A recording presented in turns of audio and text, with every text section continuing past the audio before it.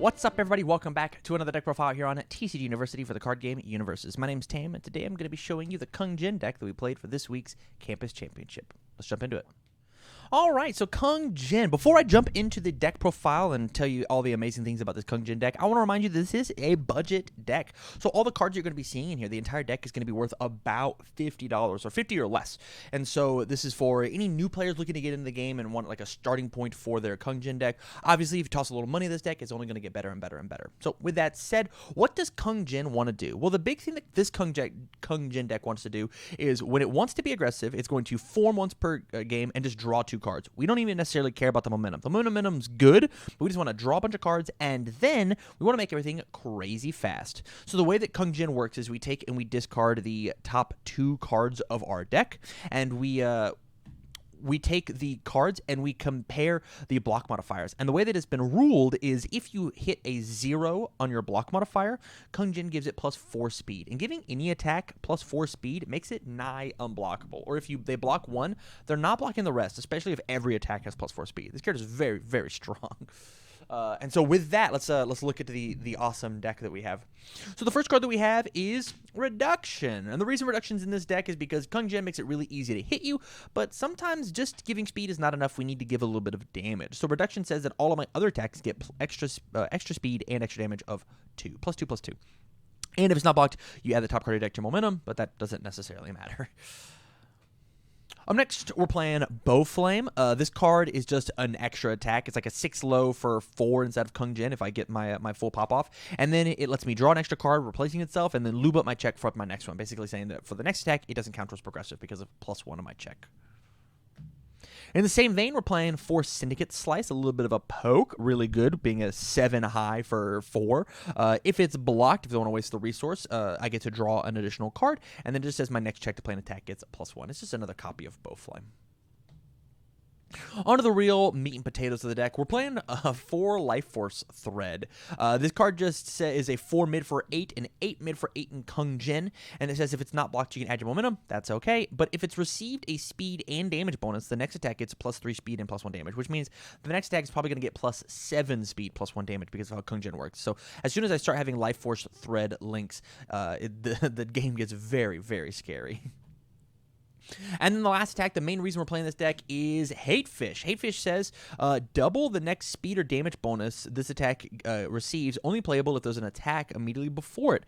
And so Kung Jin giving +4 is cool, but giving +8 is even cooler. So now it's a 9 low for 7. And so you can have Life Force Hate Fish strings just going at it and just like chunking you for a fourth of your life at a time. The card's very, very potent in a character that gives so much speed. Onto our attacks. The first aggressive foundation that we're playing, onto our foundations. The first aggressive foundation we're playing is Delta Blue Team Leader. It just says +1 damage for any attack that I have.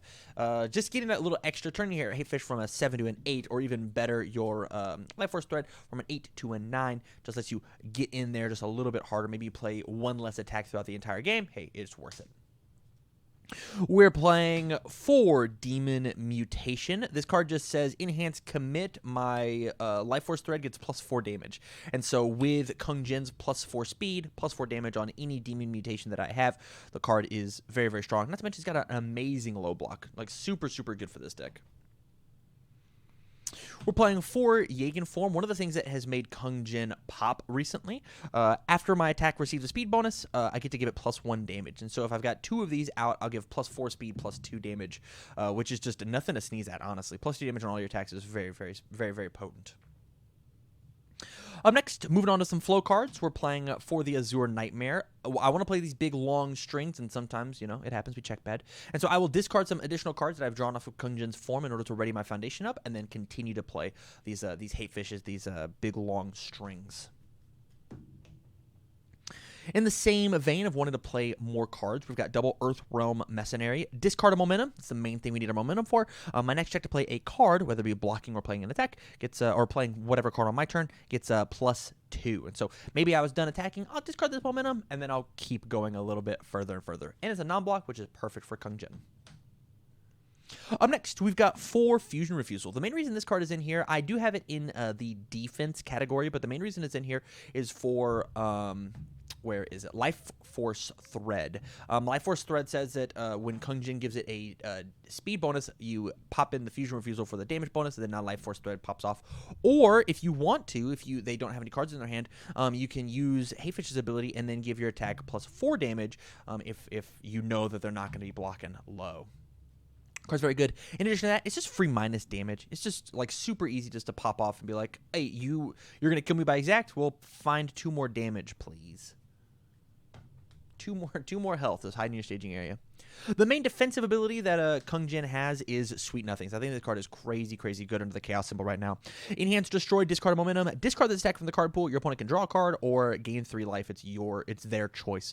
They're probably going to just draw that extra random card to try and find that extra attack to kill you. This is a beautiful, beautiful emergency panic button. Hey, I'm going to die to this thing. Sweet Nothings. No, I'm not. You got to play another one. We're playing 4 Protecting Yukina. This card's in here defensively and not in flow because the best part about this card is after you block with it, it deals no damage. At our price point, throws are really, really strong. The Earth symbol's crazy at this $50 or less budget. And so being able to just block whatever throw that we want and just say, hey, this didn't deal any damage, all at the cost of 1 momentum, very, very strong, especially with Kung Jin's ability just to snap the momentum if we need it. On to a bit of Disruption, we're playing 4 Pure of Heart. I had this in here because discard is really, really hard on Chaos. And whenever my opponent wants to play a really cool ability on one of their cards, I can just turn it off. But this could be in a bit of a flow category as well because it also works on our turn. If our first enhance is commit, turn off your really cool card, now my Hatefish is going to get through and make sure that it can deal my damage, then all the better. Up next, we've got double Ninja Outcast. I want to say 1/5 of the attacks in the entire game are all weapons, or maybe even more. And so being able to just discard a momentum without a committed cost or whatever, just cancel an ability on a weapon card is very, very strong. The next card that we have is Way of a True Warrior, kind of in the same way of Throw being crazy. A lot of keywords are very, very good. If your opponent plays their own throw, you can get rid of it. If they play a weapon and then their deck interacts with weapons, or they play multiple or powerful, you can just commit and then flip and then cancel that ability. And then my last card is triple Outworld's Heiress. My opponent has a combo breaker, a thing. This Kung Jin deck is very linear. It wants to do one thing really, really well. And they've got the thing to stop me on board. I'll pay whatever vitality to get that thing off the board for the turn and then hate fish you to death. It's also really good at taking and tossing up non-blocks into my opponent's hand. Very, very strong for that.